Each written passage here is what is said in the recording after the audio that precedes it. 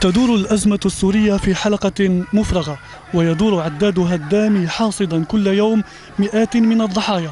وفي الأثناء يدور المبعوث الأممي والعربي إلى سوريا الأخضر الإبراهيمي من عاصمة إلى أخرى عله يعثر على مفتاح الحل الضائع. أخيرا في جعبة الإبراهيمي فكرة. بعد 19 شهرا من استحكام أزمة دامية تكاد تهلك الأخضر واليابس، يسعى الأخضر الإبراهيمي إلى إخماد الأزمة الطويلة بهدنة قصيرة. مختصر الفكرة دعوة طرفي النزاع للالتزام بوقف إطلاق النار خلال أيام عيد الأضحى. حط الإبراهيمي في دمشق والتقى بشار الأسد دون الكشف عما دار بينهما، لكن أضاف على الفكرة فكرة أخرى، وهي حث النظام والمعارضة المسلحة على وقف القتال بقرار منفرد. نداء لهؤلاء جميعا أنهم يتوقفوا بقرار منفرد. لو كل واحد يأخذ قرار منفرد يصير قرار جماعي.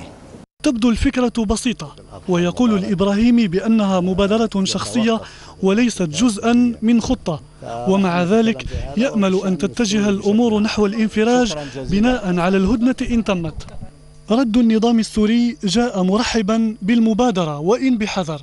بشار الأسد قال عبر وكالة الأنباء السورية بأن نظامه يدعم أي جهود للحل، لكن على أساس احترام السيادة السورية ورفض التدخل الخارجي. على صعيد المعارضة يقول الإبراهيمي أنه أجرى اتصالات مع شخصيات في الداخل والخارج، وأن أولئك المعارضين بمن فيهم مقاتلون يؤيدون الهدنة.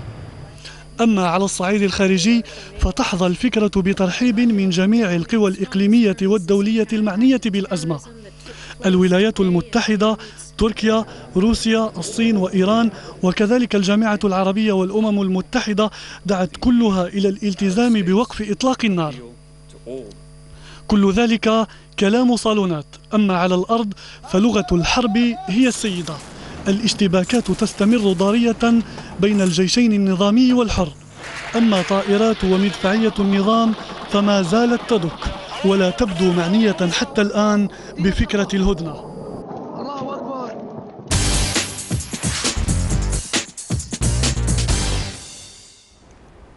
أرحب بضيفي لهذه الليلة من باريس السيد ميشيل كيلو، طبعا المعارض السياسي السوري المعروف، وأيضا معي من اسطنبول السيد رسول نسون المحلل السياسي والكاتب الصحفي. أهلا بكما.